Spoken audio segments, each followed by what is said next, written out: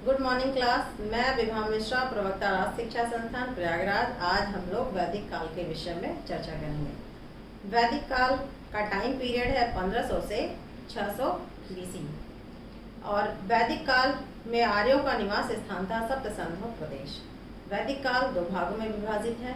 ऋग वैदिक काल, जिसे पूर्व वैदिक काल भी कहते हैं, और उत्तर वैदिक काल। ऋग वैदिक काल का टाइम पीरियड है 1500 से 1000 ईसा पूर्व और उत्तर वैदिक काल का टाइम पीरियड है 1000 ईसा पूर्व से 600 ईसा पूर्व। हम लोग आज वैदिक काल और ऋग वैदिक काल के सामाजिक, आर्थिक, राजनीतिक विशेषताओं का तुलनात्मक अध्ययन करेंगे। सबसे पहले हम आपको ये बताते हैं, वेदों की संख्या 4 है। ऋग्वेद, यजुर्वेद, सामवेद, अथर्ववेद। अब हम देखते हैं ऋग वैदिक काल की राजनीतिक विशेषताएं क्या थी। ऋग वैदिक काल कबीलाई ढांचे पर आधारित समाज था। राज्य का क्षेत्रीय आधार स्पष्ट नहीं था।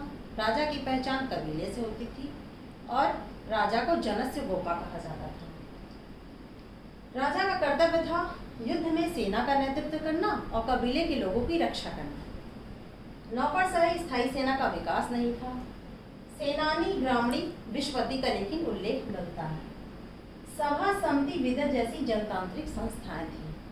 सभा श्रेष्ठ जनों से निर्मित थी, जिसका कार्य था न्याय करना। समिति समस्त समुदायों की जनसभा थी, जो राजा के निर्वाचन से संबंधित थी। विदर धार्मिक और सैनिक पहलू से संबंधित था। सबसे अच्छी बात इस काल की थी कि सभा, समिति, विदर जैसी संस्थाएं राजा की निर्व्यवस्था पर रोक लगाती थी। सभा, समिति में स्त्रियों की भागीदारी थी, लेकिन आज भी स्त्रियां राजनीतिक, आज के वर्तमान समय में स्त्रियां राजनीतिक नेतृत्व के लिए संघर्षरत हैं, और जो कि वैदिक काल की सबसे अच्छी विशेषता थी। प्रशासनिक इकाई, सबसे छोटी प्रशासनिक इकाई कुल थी और कई कुलों ने मिलकर विश्व का निर्माण किया और कई विश्वों ने मिलकर जन का निर्माण किया। उत्तर वैदिक काल, उत्तर के वैदिक काल में व्यवस्थित कृषि व लोहे के कारण राजनीतिक संरचना में परिवर्तन आया। अब राज्य का क्षेत्रीय आधार मजबूत हुआ। अब राजा मात्र कबीलों की पहचान नहीं रह गया, राजा एक क्षेत्र शासन करने वाला हो गया। राजा ने एक राट, सर्वजनीन जैसी उपाधियां धारण की। अधिकारियों की संख्या में भी वृद्धि हुई। 12 रत्न का उल्लेख सतपथ ब्राह्मण में मिलता है। राजत्व की अवधारणा पहली बार आई और ऐतरेय ब्राह्मण में राजत्व की अवधारणा का वर्णन किया गया है। सभा, समिति जैसी संस्थाएं इस काल में भी बनी रही। प्रशासनिक संरचना में परिवर्तन आया। प्रशासन की सबसे छोटी इकाई कुल थी। कई कुलों ने मिलकर विश्व का निर्माण किया, कई विश्वों ने मिलकर जन का निर्माण किया, कई जन मिलकर जनपद का निर्माण किए। ऋग वैदिक काल में जनपद का उल्लेख नहीं मिलता है, लेकिन उत्तर वैदिक काल में जनपद का निर्माण किया गया। इस काल में राजा को बलि प्राप्त होने लगा। इस काल में कई जनों ने मिलकर जनपद का निर्माण किया।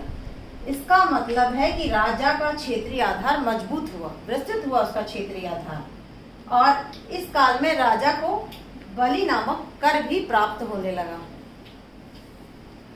ऋग वैदिक कालीन समाज के विषय में हम देखते हैं।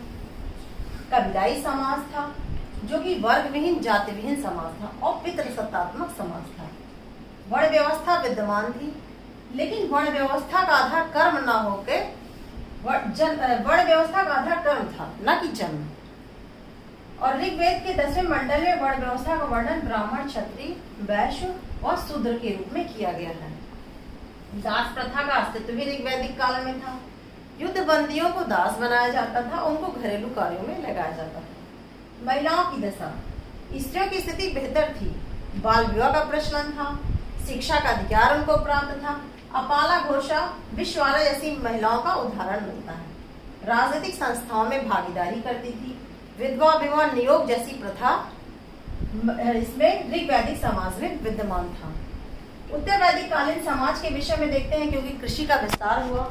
अधिशेष उत्पादन की अवधारणा ने संपत्ति की अवधारणा को जन्म दिया और संपत्ति की अवधारणा से असमानता को उदय हुआ। और वर्ण विभाजन, जो कि ऋग्वैदिक काल में हमने देखा है,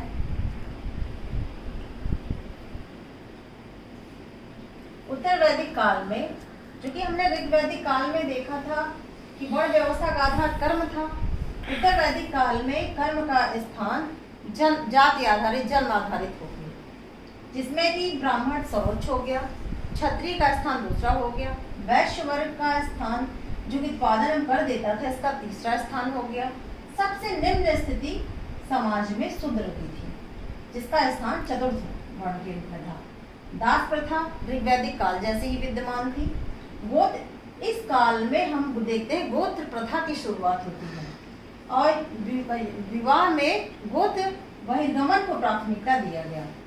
इस काल में आश्रम व्यवस्था का भी प्रारंभ होता है, जिसका उद्देश्य था 4 पुरुषार्थों को प्राप्त करना व ऋणों से मुक्ति। आश्रम 4 प्रकार के, ब्रह्मचर्य, गृहस्थ, वानप्रस्थ, संन्यास आश्रम।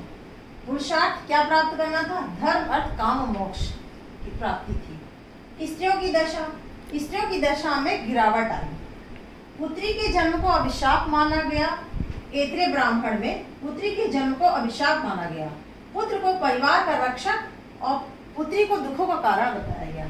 मैत्राणी संहिता में स्त्रियों को जुए और शराब के समान बताया गया, किंतु अभी भी उन्हें शिक्षा का अधिकार प्राप्त था।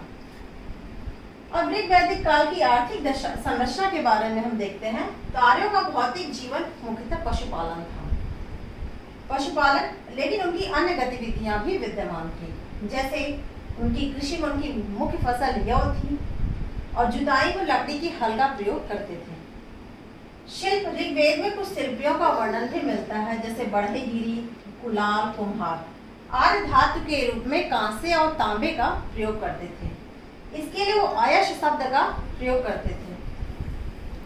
व्यापार वाणिज्य, ऋग्वेद में वणिक समुदाय के लिए पड़ी नामक शब्द का प्रयोग किया जाता था।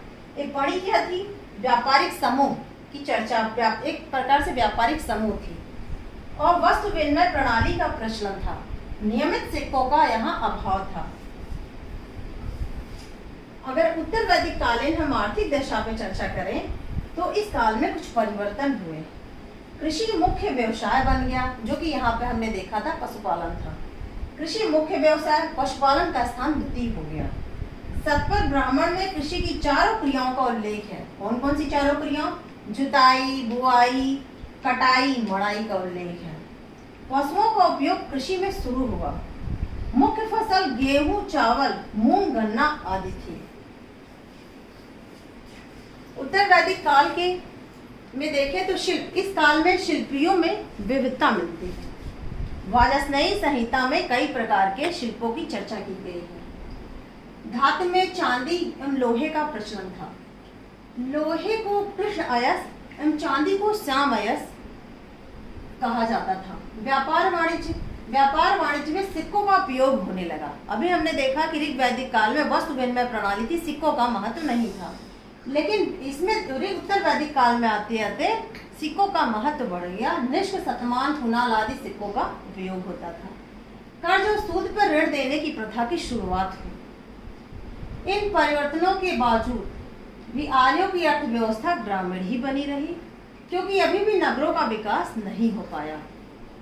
अब हम ऋग्वैदिक कालीन धर्म के विषय में देखते हैं। ऋग्वैदिक कालीन धर्म, इस काल का धार्मिक जीवन भौतिक जीवन से प्रभावित था। इसका मतलब भौतिक सुखों की प्राप्ति के लिए ही पूजा पाठ करते थे, जिसका स्वरूप बहुदेववादी था।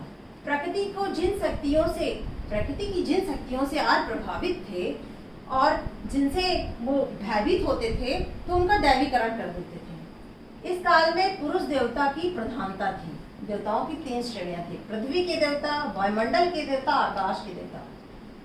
पृथ्वी के देवता मानते हैं पृथ्वी, अग्नि, सोम, बृहस्पति। वायुमंडल के देवता मानते हैं इंद्र, वरुण, वायु, मरुत आदि। आकाश के देवता में सूर्य, उषा, मित्र, सावित्री आदि। ऋग्वैदिक काल का प्रमुख देवता इंद्र था, जिसे युद्ध और वर्षा का देवता माना जाता था।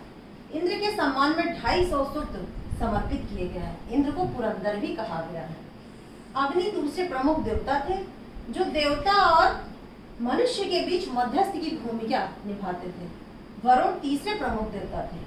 ऋग्वैदिक काल में देवियों में अदिति और उषा प्रमुख थी। उपासना पद्धति यदि हम ऋग्वैदिक काल की देखते हैं तो ऋग्वैदिक आर्यों का मुख्य उद्देश्य था भौतिक सुखों की प्राप्ति। वे सप्तवर्षीय आयु, पुत्र, धन धान्य विजय की कामना करते थे। इनकी पद्धति में प्रार्थना और यज्ञ शामिल थे। उत्तर वैदिक कालीन धार्मिक जीवन के विषय में देखते हैं तो इसमें परिवर्तन आया। इस काल का धार्मिक जीवन अब आडंबरपूर्ण, रूढ़िवादी, कर्मकांड से युक्त हो गया। पुरोहित का प्रभाव बढ़ा। देवताओं के स्थान में भी परिवर्तन आया। भी इंद्र, वहां हमने देखा इंद्र, अग्नि आदि देवता का स्थान अब प्रजापति, विष्णु, महेश ने ले लिया। त्रिमूर्ति की भावना का विकास हुआ। यज्ञ, बलि, कर्मकांडों की प्रधानता के साथ साथ एक नई विचारधारा का उदय हुआ, जिसमें यज्ञ बलि को निरर्थक बताकर कर्म को प्रधान बताया गया। मुंडकोपनिषद में यज्ञ को टूटे हुए नाव के समान बताया गया है और कहा गया है कि उस टूटे हुए नाव के सागर से हम भव सागर को प्राप्त नहीं कर सकते हैं, क्योंकि उस नौका से भव सागर को पार नहीं किया जा सकता। इस प्रकार ऋग्वैदिक उत्तर वैदिक कालीन का अध्ययन करने पर यह तथ्य ज्ञात होता है कि आर्यों की प्राचीनतम सभ्यता में जिन मूल तत्वों की स्थापना हुई थी, उत्तर वैदिक काल में उनमें परिवर्तन आया एवं संशोधन हुए और ये नए तत्व प्राचीन भारतीय सभ्यता एवं संस्कृति के आधारभूत लक्षण बन गए।